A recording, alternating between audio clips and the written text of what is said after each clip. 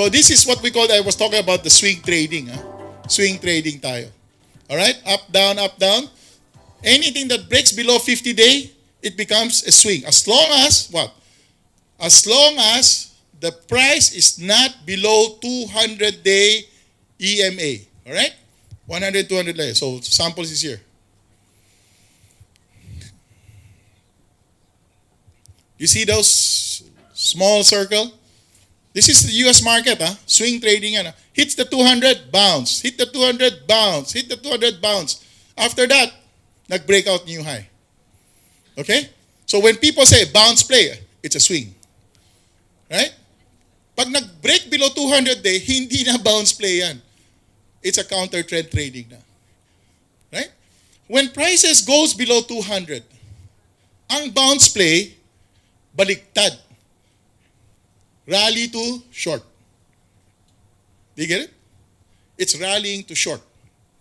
But since we don't have short, so we don't need to teach that. All right? So like us, for example, we bought the capitulation. We bought the capitulation. Rally to resistance. We sell half. Trailing stop. We don't know, but it could go to 200 day. So we put a trailing stop lang. Pag tinamaan dito, out na kami. Stochastic is for swing. You have to know when to use it. A stochastic is an oscillator. Diba? So in other words, the swing trading, the bounce play, is using a stochastic. But if it breaks below 200, it's a counter trend. It's useless to use stochastic. Stochastics can only be used for sideways market. Bounce play lang. Yeah? Overbought, oversold. Overbought, oversold. Stochastic yan. But if you are going to trade the capitulation, you have to wait for it to have a one-day reversal. Right? One-day reversal. Which is the, one-day reversal. Then it's engulfing the move. Then you buy the next day. I will show you some of the samples later. When you're using a wrong indicator at the wrong time. Kaya nga kailangan, tinuro ko kayo na kailangan yung 5 kinds, which is trend trading, momentum, swing, reversals, capitulation. Why am I showing you the whole thing na? Because if you go to all this blog, they will only show you momentum, di ba? Bounce play. Hindi naman bounce play yan eh. It's a capitulation play. Di ba? So people you're using the wrong term eh. So after a while, you get confused. Di ba? Kasi if this is trending on the downside, capitulating, you cannot use a stochastic. Oversold na oversold na yan eh. Paano mo alaman kung yan eh. You use an RSI or you use a stochastics only for what? Looking for divergences. When it's capitulating. I'll show it to you. Lahat price and volume lang. Price and volume lang. Okay, what the question is, he said, it's capitulating, do you use a stochastic? So stochastics are only used when it's bouncing. In other words, you have to use a stochastic here. During this period. Diba? Stochastics, oversold, overbought, oversold, overbought. Stochastic yan. But when it's capitulating, hindi stochastic yan. You have to use your candlestick. You have to learn how to use those candlestick. Diba? Mga one-day reversal, which is a bullish engulfing. Diba? That's telling you, nandyan yung volume, nandyan yung price. Now, how do you enter it? You have to buy the next day. Hindi pwede yung, magwa one-day reversal na ito. So, nandyan ka na. The next day, gap down, patay ka na. You got it? People don't understand. You're anticipating a one-day reversal, and that one-day reversal, by the end of the day, nawala.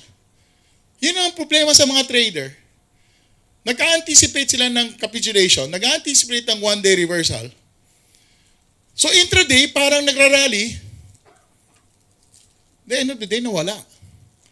So, what we teach, you have to buy the next day. Right? You buy the next day, syempre, malaki na yung one-day reversal mo, di ba? Parang hindi mo nahuli. It's not true. You can now put a 1% VAR at the bottom. So it's still the same. You still lose 1% lang. Nako mo? So this is what we call the rule base.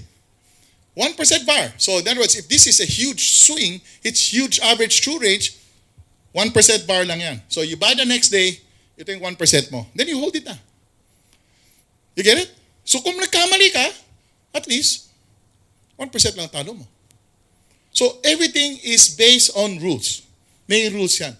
By the next day. Hindi pwedeng anticipating na one-day reversal yan. Maraming namamatay sa akala. That's the problem. Now, if you're going to buy that intraday, end of the day, you have to close the position.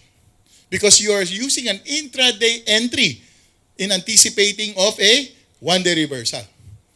By the end of the day, you have to square it. Kasi the next day, it can gap down na. Naintindihan nyo? Now, if you buy the next day, you already have a chance to get out when you're wrong. And if you're thinking that it will go up, but it's not behaving right, you just put a 1% bar. Nandiyan ka na. You can be in na.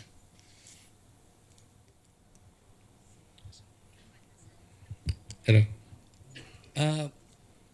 To confirm the reversal, sir, the next day naman yung buying, no? Yes. Sa closing na, sir, sa next day? Hindi. Breakout, basta pag nag-breakout the next day, nandiyan na. Pag nag-breakout. Kasi you can have a price that one-day reversal, but it opened here in the middle. Tapos bababa na naman. Meron yan, ha? That's why you have to be a rule. The rule is, first uptick, buy the next day high. Andiyan ka na, put your stop na. Nandiyan. Patulog ka na. Huwag mo tingnan. Kasi manatakot ka pa. Kasi may volatility yan di ba? You get it? Pero, since you have a 1% bar, alam mo na kung magkano matatalo ka, okay ka lang. So these are based on rules, ha? Puro rule based ito. Puro rule based lang yan.